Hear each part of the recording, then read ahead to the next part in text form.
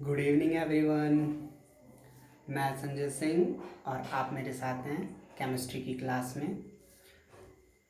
अब से पहले हम कुछ लेक्चरों में बात कर चुके हैं एसिड बेस कॉन्सेप्ट, और एसिड बेस कॉन्सेप्ट में हम लोगों ने पढ़ा था अर्हेनियस थ्योरी ऑफ एसिड बेस।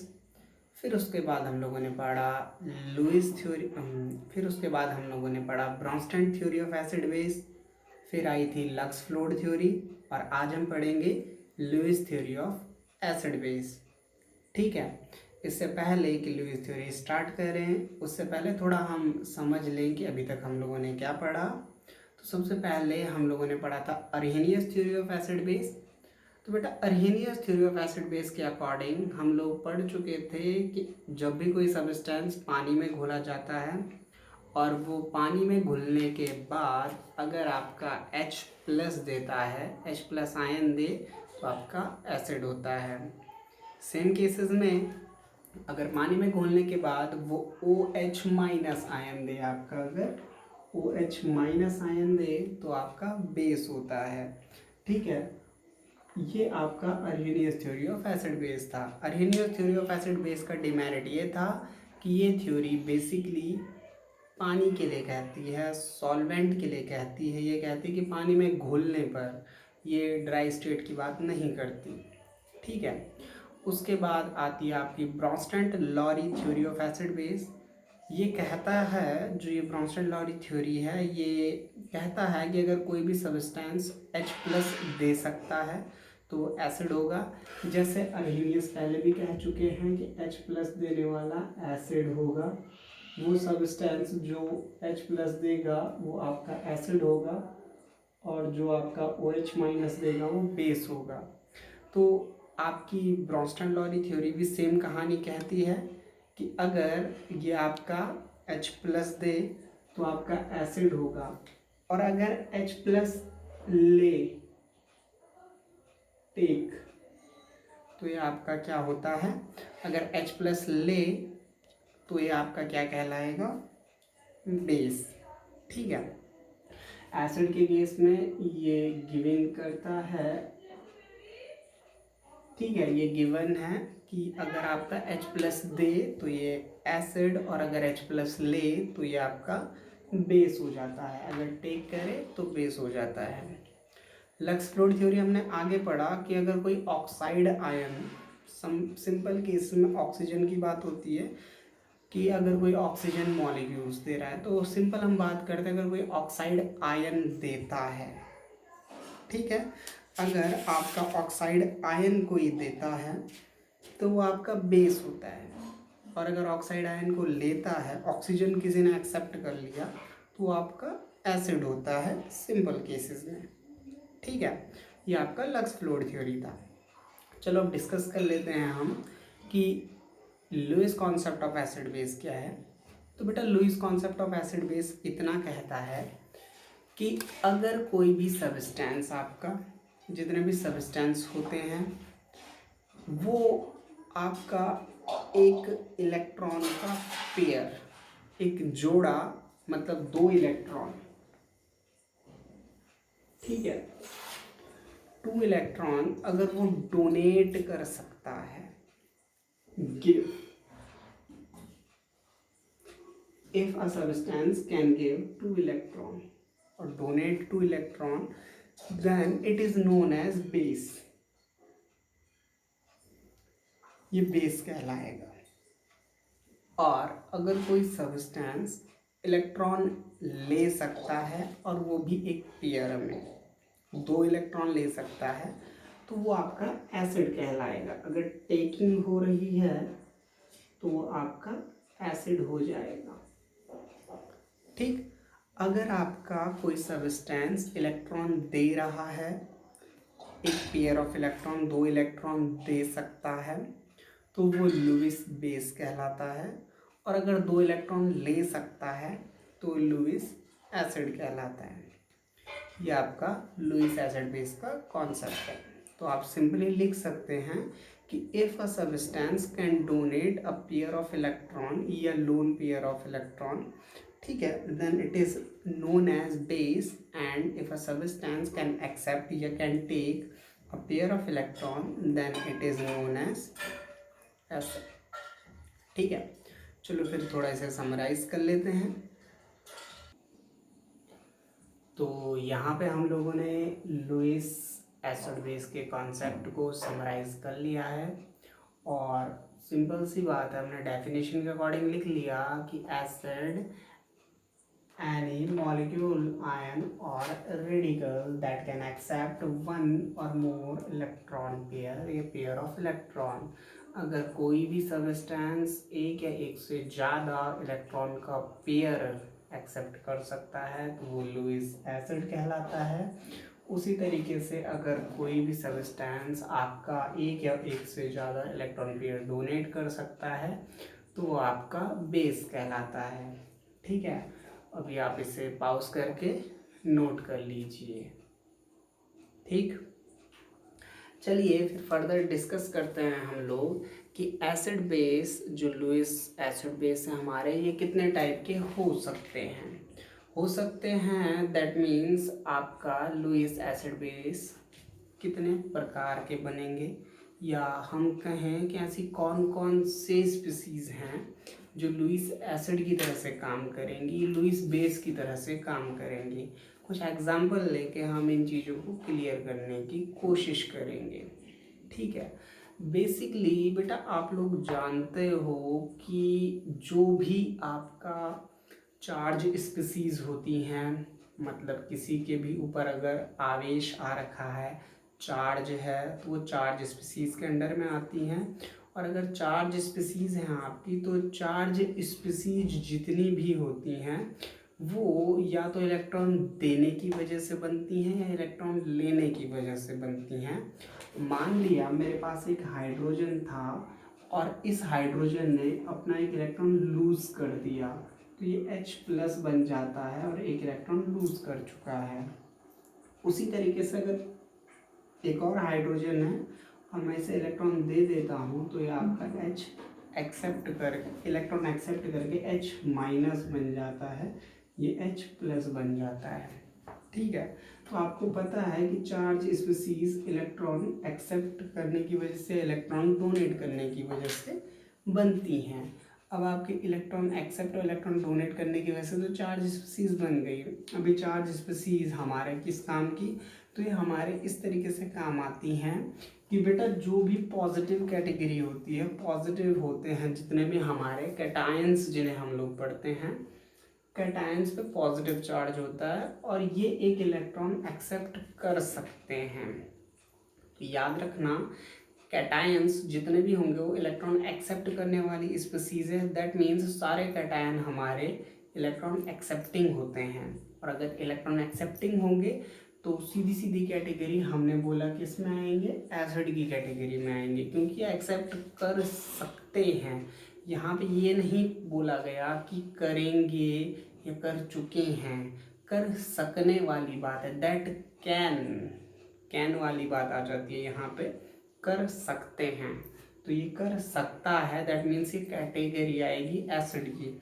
लेकिन सेम स्पीसीज अगर इलेक्ट्रॉन डोनेट कर सकने वाली कंडीशन में आ गई, आपके जितने भी एनायंस आते हैं, नेगेटिव चार्ज आते हैं, उनके पास फालतू के इलेक्ट्रॉन हो जाते हैं, और फालतू के इलेक्ट्रॉन होते हैं, that means they can donate. करेंगे नहीं करेंगे वो बात की बात है, कर सकते हैं, then they act as Lewis base. Lewis base वो होते हैं जिनकी कैपेसिटी होती है टू डोनेट।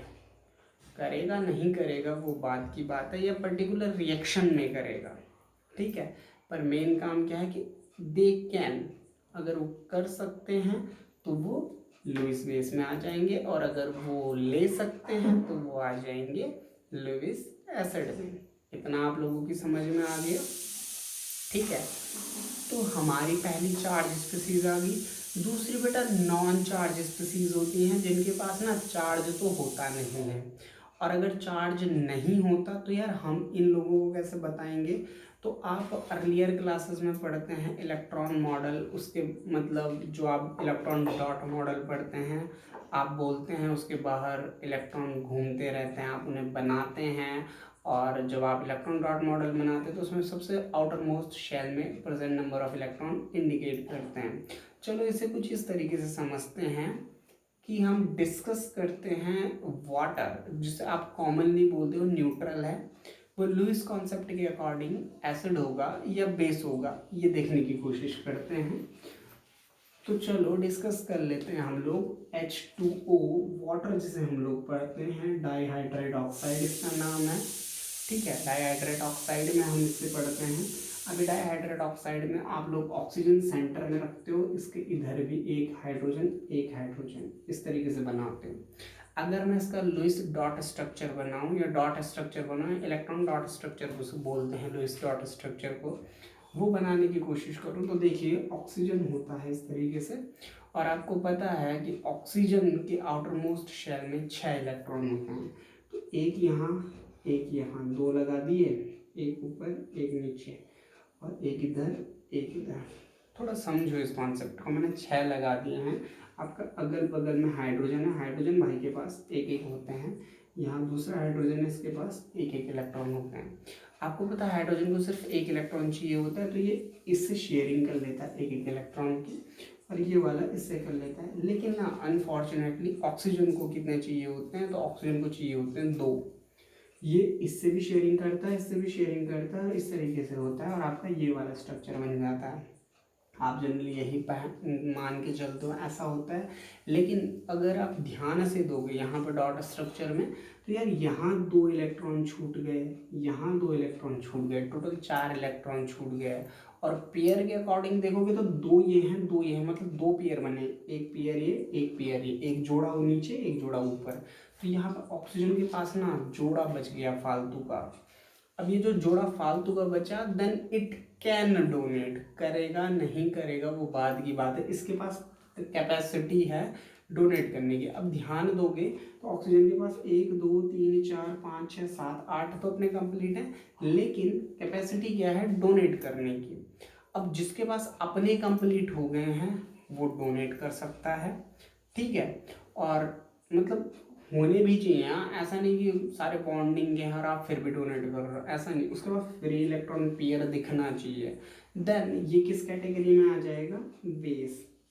अभी तक आज तक आप जिसको न्यूट्रल पढ़ते हुए आ रहे हो, लुईस कॉन्सेप्ट के अकॉर्डिंग आप इसे बेस पढ़ लेते हो, ठीक है। आप इसको बोलोगे लुईस भाई साहब ने इसे बेस बोल दिया, ये ना तो एसिड है ना न्यूट्रल है, ये बेस है। समझ में आ गया होगा कि किस तरीके से हमने बेस बनाया, समझ में आ गया। और चाहो तो इसे नोट कर लो, इस लुईस डॉट स्ट्रक्चर को। मेरे ख्याल से सभी को आता होगा, एटलीस्ट ये लेक्चर बीएससी वालों के लिए बनाया है तो उन्हें आता होगा। और जिसने 11th में अच्छे से पढ़ लिया होगा तो 11th में एसिड बेस कॉन्सेप्ट में आपके टीचर ने थोड़ा बहुत समझाया ज़रूर होगा। ऐसे Lewis dot structure ICSC board में अर्लियर क्लासेस से चलता है, आई होप सो 9th-10th से स्टार्ट हो जाता है। सीबीएसई में भी चलता है, सीबीएसई में भी 9th-10th में स्टार्ट हो जाता है। तो 9th-10th से आपको ये चीज़ें समझ में आ जाती है कि लुईस डॉट स्ट्रक्चर कैसे बनता है। तो ये कुछ अलग से कारनामा नहीं है हमारा, हम लोग इसे पढ़ चुके हैं पहले, वही चीज़ मैंने आपको एक्सप्लेन कर दी है कि इस तरीके से बनता है। लेकिन जो नया था वो ये था कि इसमें पेयर बन गए तो इसे लुईस बेस बोल दिया, ठीक है। आप इसे नोट कर लो।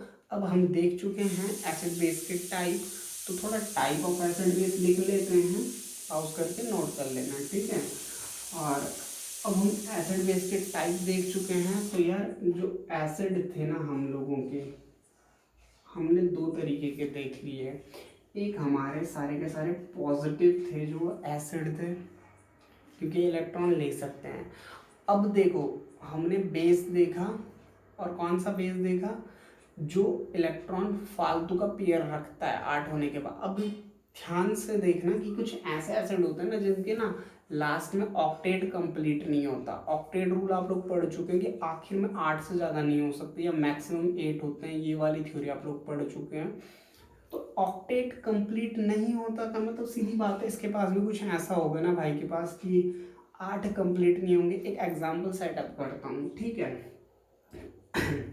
आप ध्यान देते हो यार, BH3 ये वाली कहानी बड़ी अच्छी आती है। ठीक है।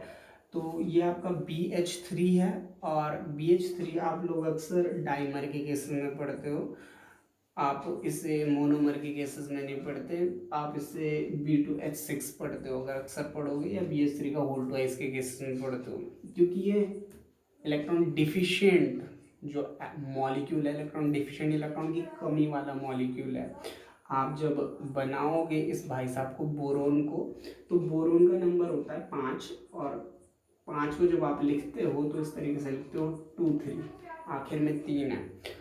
अब 2 3 जब आप इसे लिखते हो, आखिर में 3 इलेक्ट्रॉन आ रहे हैं इसके, ठीक है। अब आप 2 3 में से लिखते हो, तो यार जब मैं बोरोन को बनाऊंगा ना, तो मैं बोरोन को बना देना आउटर मोस्ट के शेल के इलेक्ट्रॉन बनाते हैं। तो देखो मैं बोरोन को बनाता हूँ, ये भाई साहब बोरोन बना दिया हमने, ठीक है। थोड़ा बड़ा बनाने की कोशिश करते हैं। ये आपका बोरोन है, और इसके ना 3 इलेक्ट्रॉन है। तो यार एक इलेक्ट्रॉन ये रहा, एक इलेक्ट्रॉन ये रहा, एक इलेक्ट्रॉन ये रहा, 3 लगा दिए मैंने। अब है तो नहीं फालतू के। अब देखो हाइड्रोजन है, एक हाइड्रोजन भाई साहब यहाँ, एक हाइड्रोजन भाई साहब यहाँ, एक हाइड्रोजन भाई साहब यहाँ, इनके पास भी अपने एक एक इलेक्ट्रॉन होते हैं, ठीक है। अब इनको तो एक एक चाहिए, इनका तो कंप्लीट हो जाता है अपने आराम से, ये दो दो मतलब हीलियम की कंडीशन को कैप्चर कर लेते हैं, अक्रिय गैस की अवस्था में आ जाते हैं। लेकिन अब अगर ध्यान दो तो बोरोन इन सबसे बनाएगा, और ये भाई साहब ने बॉन्ड बना भी दिया, ठीक है। अगर आप ठीक से नोटिस करो, ठीक से देख सकते हो, तो यहाँ देखो 1 2 3 4 5 6 इलेक्ट्रॉन आ रहे हैं। और थोड़ी देर पहले मैंने एक वर्ड बोला था ऑक्टेट। यार ये जो ऑक्टेट होता है ना, इसके अकॉर्डिंग मैक्सिमम, ये मैक्सिमम के स्टेबल होने के लिए 8 होने ज़रूरी हैं। इसके 8 नहीं दिख रहे, 6 हैं। कितनों की कमी है? 2 की कमी है, 6 रह गए सिर्फ इसके पास। ये जो आपका BH3 था, BH3 में बी के आखिर में ना, BH3 में आपके बी के आखिर में ना कितने रह गए, मैंने अभी काउंट करके बताया आपको, 6 रह गए। लेकिन होने कितने चाहिए? 8 होने चाहिए। कितनों की कमी है भाई साहब? 2 और चाहिए। तो ये 2 और लेने की टेंडेंसी रख रहा है, इसके पास है इतनी कैपेसिटी कि ये 2 एक्स्ट्रा रख सकता है अपने पास। इस वजह से ये भाई साहब क्या कहलाएंगे? आपके लुईस एसिड। समझ में आ गया? एक तो आपका इलेक्ट्रॉन डिफिशिएंट कैटेगरी में आ रहा है वो BH3, और अब आपका आ गया दूसरा ये चार्ज वाला, ठीक है। तो एसिड 2 तरीके के होते हैं, एक इलेक्ट्रॉन डिफिशिएंट और एक इलेक्ट्रॉन की सॉरी एक चार्ज वाले जिन्होंने अपना डोनेट कर दिया होगा, ठीक। तो एसिड बेस के टाइप को समराइज करते हैं, फिर आपको 2-4 क्वेश्चन देते हैं, ठीक है। तो देखिए हमने यहाँ पे समराइज कर दिया है टाइप ऑफ एसिड बेस को। तो टाइप ऑफ एसिड बेस में आपको एसिड के 2 टाइप दिख रहे हैं, एक वो जो कैटायन होंगे, दैट मीन्स आपका CO2 पॉजिटिव, Ni2 पॉजिटिव, जितने भी कैटायन होंगे, जितनों भी पॉजिटिव चार्ज आएगा, सीधी सीधी बात वो एसिड कैटेगरी में आ जाएंगे लुईस के। और उसी तरीके से इलेक्ट्रॉन डिफिशिएंट जो हमने अभी BH3 पे डिस्कस किया था, BH3 के अलावा AlCl3 या BF3 भी इसमें एक्स्ट्रा एग्जाम्पल हैं, ठीक है। आपके बेसिस में आ जाते हैं तो सारे एनायन जितने भी नेगेटिव, जिनके सिर पे, जिनके जो अपने सिर पे बाहर लेके चलते हैं नेगेटिव, ठीक है, फालतू का नेगेटिव लेके चलते हैं, नेगेटिव सोच वाले सारे के सारे बेस होते हैं। अब यहाँ जो लोन पेयर इलेक्ट्रॉन वाले होते हैं, तो यहाँ पे H2 हमने डिस्कस कर लिया था, एक और है NH3, और बहुत सारे हो सकते हैं, ठीक है। ये लोग, ये आपको समझ में आ गया होगा। वीडियो को यहाँ पे पॉज करके ये वाला सेक्शन नोट कर लीजिए type of Lewis acid base का, ठीक।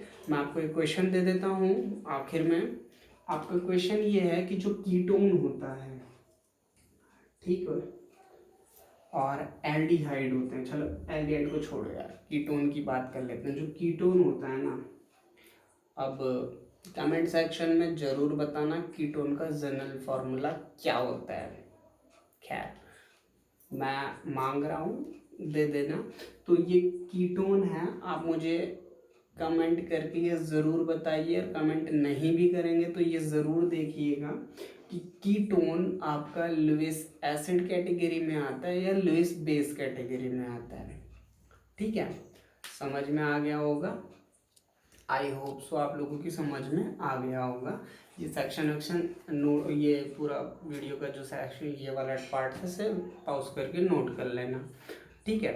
बाकी काफ़ी टाइम बाद वीडियो बना रहा हूँ, थोड़ी तबीयत ठीक नहीं थी, ठीक है। अब तबीयत ठीक है, रेगुलरली तो नहीं, लेकिन आपको कुछ कुछ दिनों में गैप में वीडियोस मिलती रहेंगी इम्पोर्टेंट टॉपिक्स की। ये बीएससी सेकेंड ईयर के लिए था, बीएससी फर्स्ट ईयर के लिए भी एक आध वीडियो भी आएंगी शायद। नेक्स्ट वीडियो में बीएसटी पे दूंगा, Baeyer strain theory of cycloalkane की, ठीक है। तो उसका वेट करना, बीएससी फर्स्ट ईयर साइक्लोएल्केन की बीएसटी थ्योरी बनाऊंगा आपके लिए बहुत जल्दी। तब तक के लिए आप लोग घर में रहें, सुरक्षित रहें, बी सेफ, मास्क पहने, सैनिटाइज़र यूज़ करें और फालतू का घर से न निकलें जब तक हालात काबू में नहीं आते। तब तक के लिए बाय बाय।